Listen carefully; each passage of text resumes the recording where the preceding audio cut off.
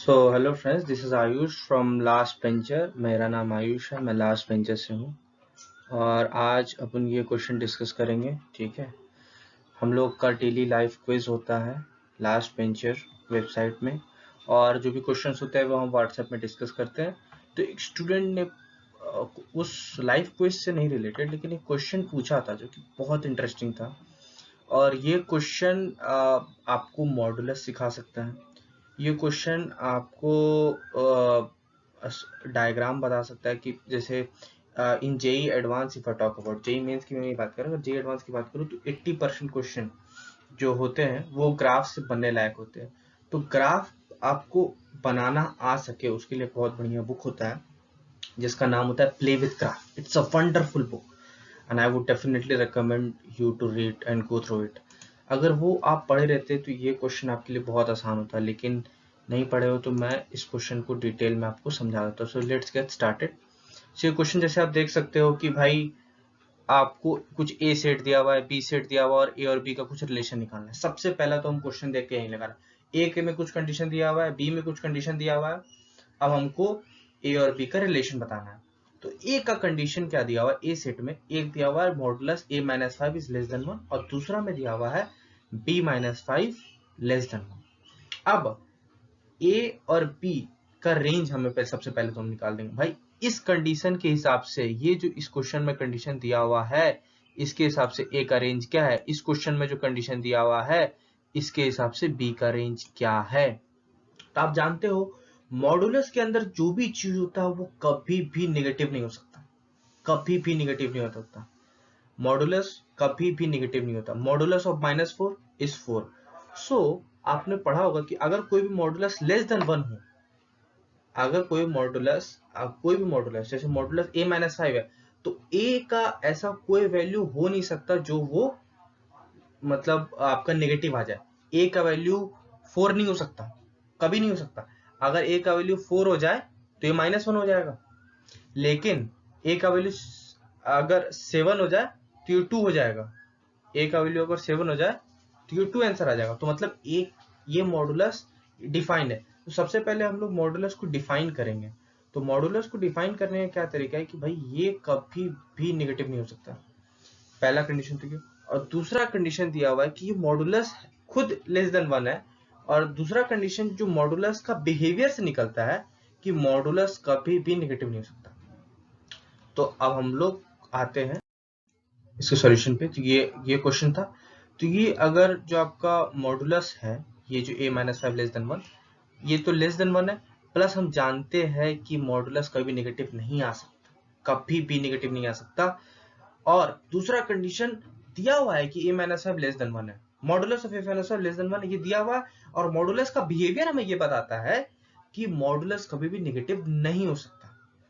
तो इससे हम ये इन्फर करते हैं कि a minus five minus one और वन के बीच में रहेगा। तो अगर ये इनइक्वालिटी हम तो सब में 5 ऐड कर देते तो a 4 और 6 के बीच में रहेगा। अगर आप a 4 यहां लिखो तो आपका माइनस वन आएगा जो कि वन आंसर आएगा। ठीक है, और अगर आप a 6 लिखो और 6 माइनस फाइव करो तो भी वन आएगा। ठीक है, दोनों में वन आ रहा है, मतलब वन से कम। आप अगर वहीं 4 और 5 के बीच में कुछ भी रखो, 4.2 रखो, मान लो 4.2 रखो, तो आपका क्या आएगा, 4.2 माइनस फाइव कितना होता है, 0.8। और 0.8 क्या है, वन से तो कम ही है ना। अब 6 है तो 5.8 रखो, अब 5.8 को 5 से माइनस कर दो तो 0.8 आएगा जो कि 1 से कम है। तो ये कंडीशन सेटिस्फाई कर रहा है, तो a का वैल्यू 4 से 6 आएगा। आप कभी भी देखना कि अगर मॉडुलस लेस देन 1 है तो इसको इसी प्रोसेस से हम लोग सॉल्व करते हैं। सिमिलरली बात करें तो b minus five less than 1, ये जो कंडीशन हमारा क्वेश्चन में दिया हुआ था, वो क्वेश्चन से हमें ये पता चलता है कि b 4 से 6 आएगा जैसे हमने ऊपर किया था।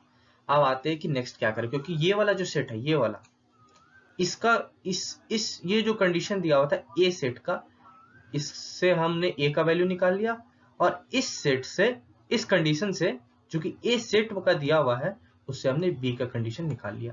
लेकिन अब बी सेट के अंदर भी एक इक्वेशन है जिसमें ए और बी है, तो चलो इसे सॉल्व करते हैं। अब जैसा कि आप स्क्रीन में देख सकते हो कि ये इक्वेशन था हमारा, तो हमने 36 से सब तरफ से डिवाइड कर दिया। 36 से डिवाइड करते तो कुछ इक्वेशन ये आ जाता है, इसमें कुछ कहने वाली बात नहीं है, लेकिन ये इक्वेशन लेस देन 1 है, लेस देन इक्वल टू 1 है। तो हम सबसे पहले देखेंगे भाई इक्वल टू पे क्या हो रहा है, फिर हम लेस देन पे बाद पे देखा जाएगा भाई।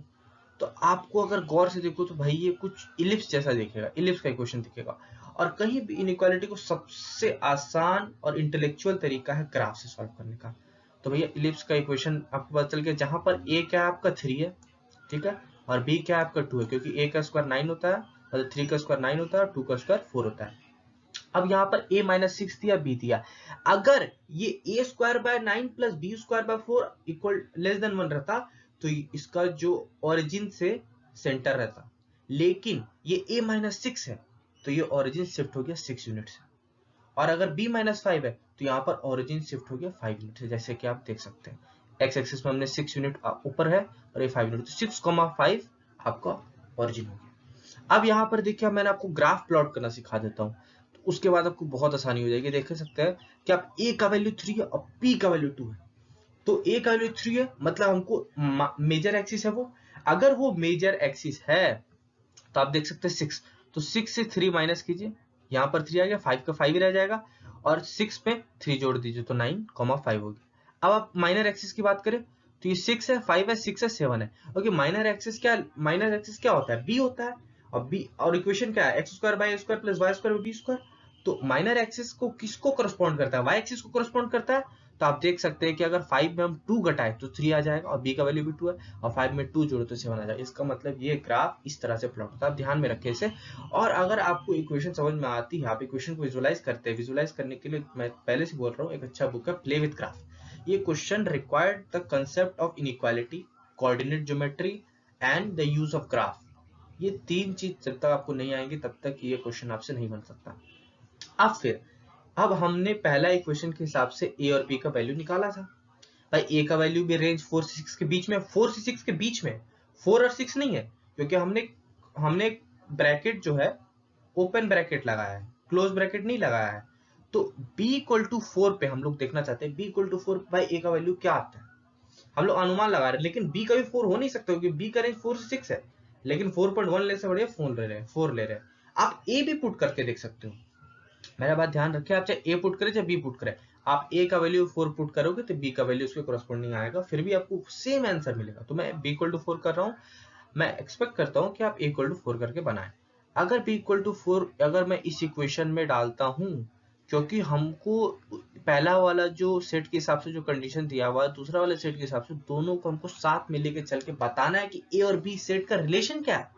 तो भैया ए सेट के करस्पॉन्डिंग हमने कुछ बता दिया कि ए का रेंज जितना है, बी का रेंज जितना है। अब बी सेट के हिसाब से हमें ए और बी का रेंज बताना है, बी सेट के हिसाब से ए और बी का रेंज। तो बी सेट के हिसाब से हमने पहला वाला कंडीशन ए सेट से ले लिया और बी का वैल्यू 4 पुट कर दिया। अगर हमने बी का वैल्यू 4 पुट किया तो आप इसे सॉल्व करोगे तो इधर जाएगा तो 3/4 आ जाएगा, और ए का वैल्यू फिर कितना आता है हम देखते हैं।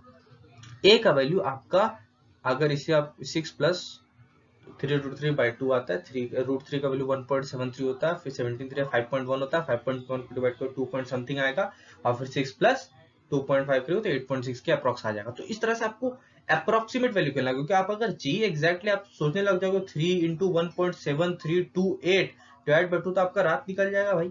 3 इंटू 1.73 सोच रहे 17 टाइप का कुछ आ रहा है, फिर 17 इंटू 3 5.1 समथिंग हो रहा है, फिर 5 है, 2 है, समथिंग 2.5 हो रहा है। तो आपको उस तरह से थोड़ा सा अनुमान लगा के चलना पड़ेगा। तो आप मैंने तो यहाँ एग्जैक्ट निकल दिया क्योंकि मेरे पास कैलकुलेटर था। तो एग्जैक्ट ए का जो रेंज निकल रहा है वो 8.6 से 3.4 का निकल रहा है। अब इसको आप एक्सिस पे देखो भाई कि ए का जो वैल्यू है, दूसरा कंडीशन और पहला कंडीशन दोनों को सेटिस्फाई करने के बाद ए का जो है 3.4 हमने प्लॉट किया, बी को हमने 8.6 कर दिखा दिया। और जो ए था पहला कंडीशन के हिसाब से 4 से 6 के बीच में था, और बी था वो 4 से 6 के हिसाब से था। लेकिन दूसरा वाला मैंने जब बी पुट किया तो मेरे को ए का रेंज मिला, क्या मिला, 8.6 से 3.4। लेकिन पहला वाला में क्या दिया हुआ है, 4 से 6 के बीच में। तो क्या मुझे आप बता सकते हैं कि 3.4 और 8.6 के बीच में, 4 और 6 के बीच में जितना भी नंबर है वो सारे 3.4 और 8.6 में एग्जिस्ट करते हैं। और ये 3.4 और 8.6 किस सेट से आया? ये बी सेट से आया। ये किस सेट से आया? ये बी सेट से आया ना। और जो ए सेट था वो क्या, 4 और 6 के बीच में। तो आप बता सकते हो कि ए जो सेट है 4 और 6 के बीच में, 4 और 6 के बीच में जो ए सेट है, मतलब 4.1, 4.2, 4.2 एक्सक्लूडिंग 4 नहीं, 4.1 से लेकर 5.999999 तक चला जा रहा है। लेकिन यहाँ पर आप देखो 3.4 है, तो यहाँ पर आप 4.2 लिखो, चाहे 4.3 लिखो, चाहे कोई भी नंबर सोच लो, वो इसके बीच में आएगा। और ये किसके थ्रू आया है? बी सेट के थ्रू। तो hence A is a subset of B, और ये आंसर ऑप्शन B होगा। Thanks for watching. और we are conducting live test for mathematics, and we will be providing you the link of the live test. We have one website where we conduct live test, and for the more detail you need to join our WhatsApp group, which I will be providing in the link. उस WhatsApp group में हम आपको कुछ question देते हैं जो कि relevant होता है, और बहुत सारे स्टूडेंट उस क्वेश्चन को सॉल्व नहीं करके इस प्रकार के मुझे क्वेश्चन देते हैं। बट ये मुझे question JEE advance point of view से बहुत अच्छा लगा, क्योंकि ये क्वेश्चन बहुत अच्छा था मेरे हिसाब से। इस क्वेश्चन में आपका हर चीज इन्वॉल्व हो गया। इस क्वेश्चन को मैं चाहता हूँ कि एक बार और सोचे, इस पे विचार करें, क्योंकि ये क्वेश्चन आपकी मतलब बहुत सारा चैप्टर बिल्ड इन कर देगा। मैंने आपको इतना कुछ बताया तो उससे आपको इक्वालिटी समझ में आ गया होगा, ग्राफ का कुछ आइडिया लग गया होगा, इलिप्स का ग्राफ कैसा होता है, इलिप्स का इक्वेशन समझ में आ गई। तो अगर कोई बच्चा, अगर सेट का क्वेश्चन में या रिहन का बुक में ये क्वेश्चन था, किसी बच्चे ने मुझसे पूछा था व्हाट्सएप ग्रुप में, लेकिन ये अगर 11th क्लास का बच्चा बनाएगा तो ये मुश्किल है। ये question required multiple concept that you should know, and this is our initiative. So for support, share with those who is currently preparing for JEE, so that he can join our WhatsApp group and he can ask any doubt he want. So let's see you in the next video. Bye bye.